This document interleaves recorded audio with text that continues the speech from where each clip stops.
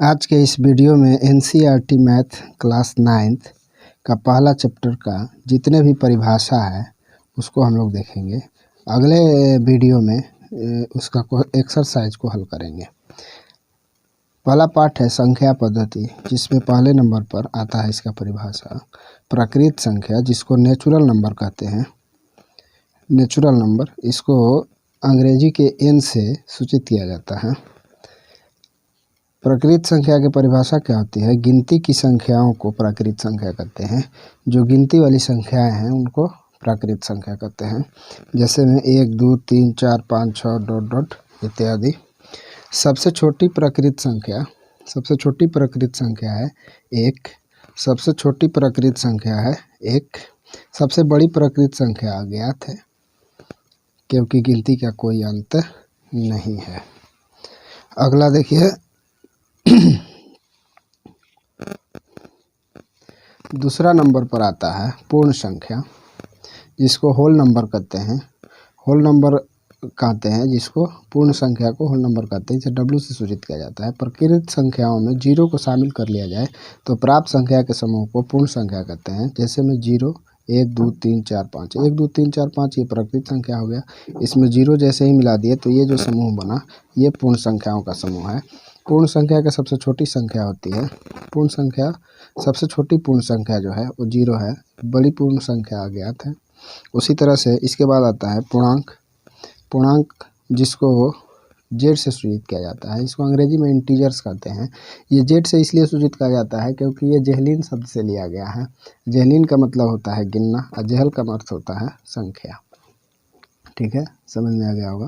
चलिए देखिए पूर्णांक क्या होता है। पूर्ण संख्याओं में ऋणात्मक संख्याओं को शामिल कर लिया जाए तो प्राप्त संख्या के समूह को पूर्णांक संख्या कहते हैं। जैसे 0 से जो स्टार्ट होता है उसको पूर्ण संख्या होता है। जैसे 0, 1, 2, 3, 4, 5 डॉट डॉट इत्यादि। इसमें ऋणात्मक संख्याएं यानी माइनस वाली संख्या को जब इसमें मिला लेते हैं, जैसे -1, -2, -3, -4 डॉट डॉट आगे तक चला जाएगा, तो ये जो समूह प्राप्त होता है इसको पूर्ण संख्या कहते हैं।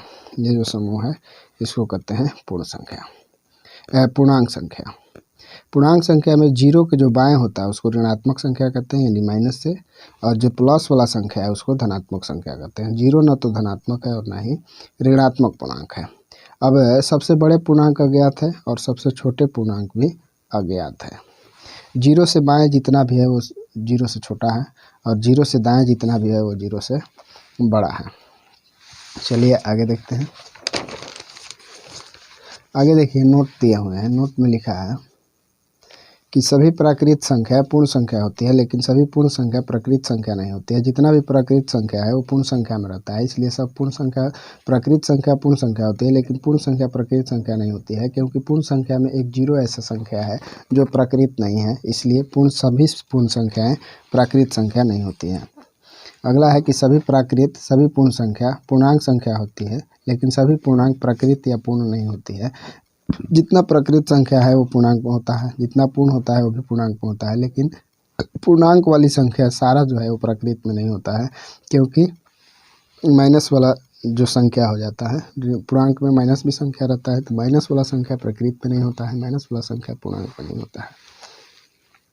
इसके बाद आता है परिमेय संख्या। परिमेय संख्या को रेशनल नंबर कहते हैं। इसको Q से सूचित किया जाता है। ऐसी संख्या जो P/Q के रूप में हो या व्यक्त किया जा सके, जहाँ P और Q कोई पूर्णांक हो तथा Q इज नॉट इक्वल 0 हो, यानी Q के मान 0 ना हो, उसे परिमेय संख्या कहते हैं। जैसे में 2/3, 5/3, -1, 0, 2, 4, 5, 6 जो भी है वो वह परिमेय संख्या है। इसके बाद आता है अपरिमेय संख्या।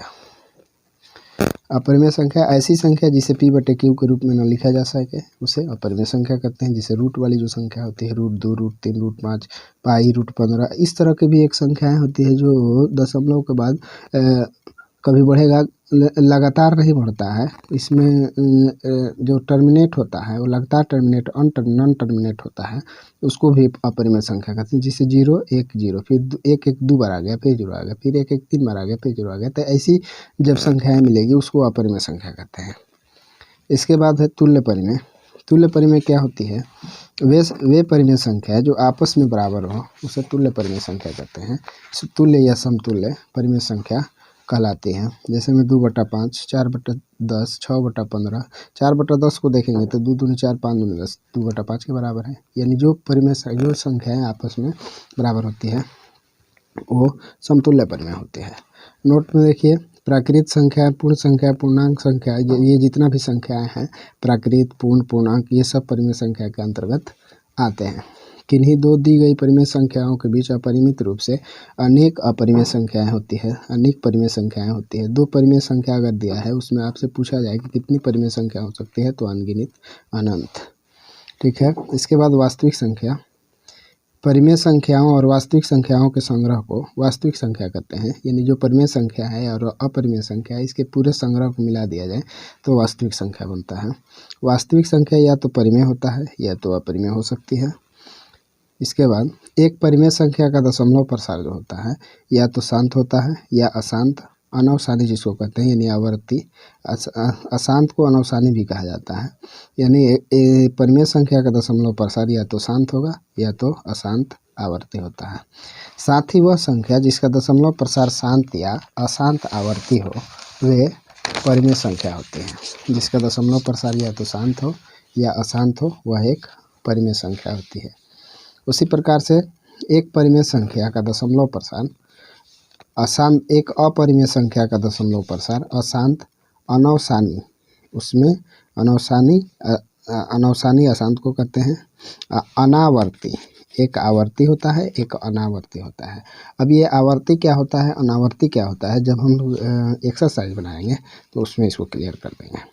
साथ ही वह संख्या जिसका दशमलव प्रसार शांत, अशांत, अनावर्ती हो अपरिमेय संख्या होती है।